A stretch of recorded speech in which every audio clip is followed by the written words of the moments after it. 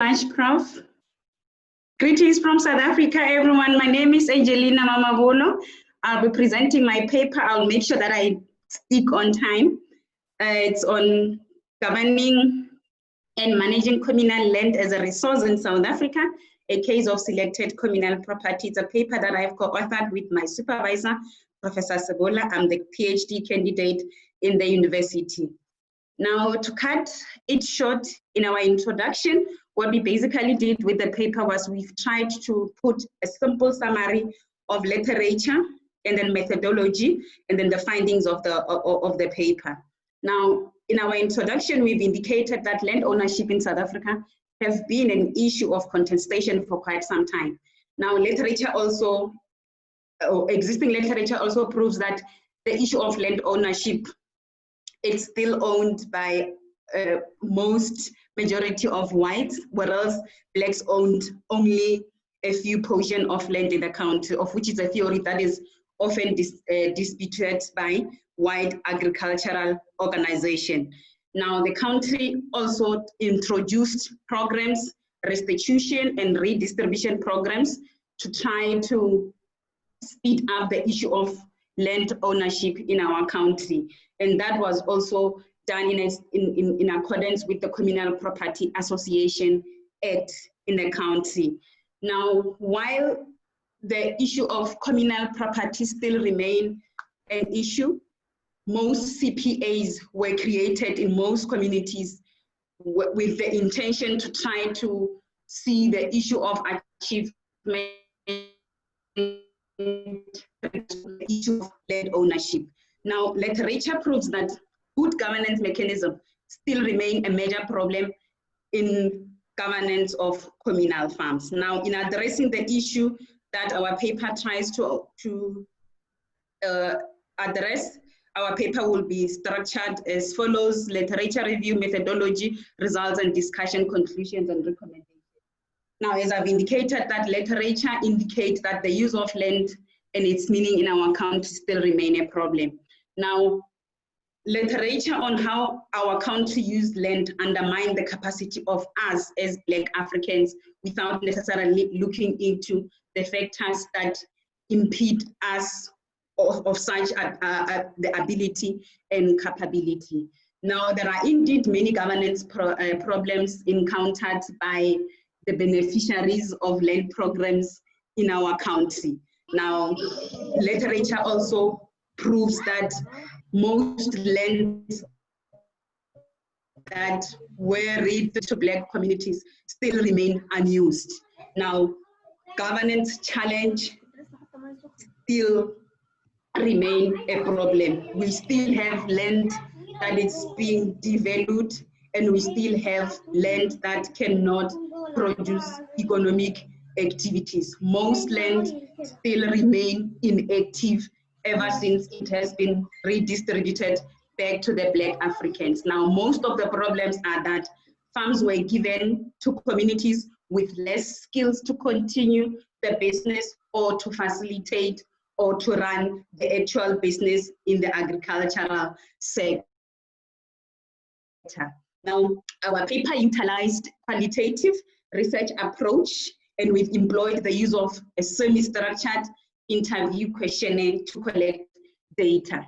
A sample of 8 CPAs was selected to try and evaluate and assess to check as to whether indeed literature that exists do support what is basically happening at the ground. Now, a sample of 8 CPAs was selected from the Vembe district, which is situated in the Limpopo in our country.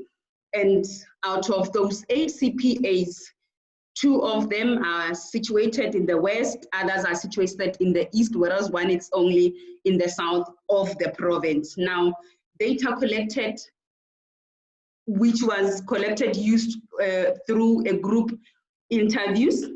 We did make a sample with the executives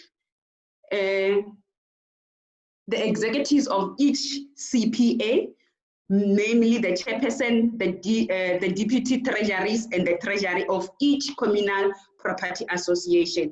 And data collected revealed that most CPAs in the Vembes district still faces challenges of poor governance, poor support from the government, poor revenue generation, and high maintenance cost. This is also, I think it does not necessarily contradict what existing literature proves, that majority of land that is owned in the country to date still remain unfunctional. We still have land that cannot reproduce, or it's not even active, cannot benefit the community beneficiaries as it is expected. Now, through the semi-structured interview questionnaires, the researchers, or what we wanted to establish, was to look deeply into issues about the nature of governance of communal farms owned by the CPAs, the nature of economic activities on each farm, and the issue of community benefits, how community beneficiaries do benefit from such communal farms. Now, the study was conducted in a period of 2 weeks, and it involves an intensive interaction between us as the researchers and the participants at the ground. Now, in total, 24 leadership members of each CPA selected in the province, they participated in the study, in which they provided us with information about CPA governance, their economic activities that they practice in each farm, and their view of community benefit from claimant farm, from the farm that they claimed back from the government. And the results indicated that indeed, the poor governance of CPA, which include their interaction with own communities and government, it's visible. What is clear is that most CPAs, particularly those that are in leadership, does not include the community members, and does not also, they do not involve the government as well into the activities that they practice in each farm. Now, on average, most CPAs in the district have, or is composed of a family group of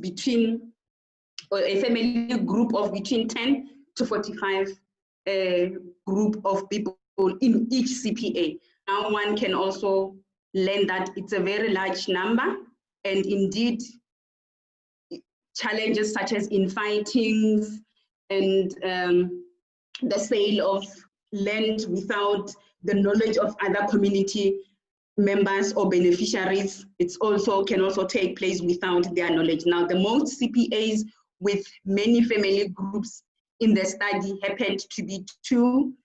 The one CPA, the Shivula CPA, which is situated in the south of the district.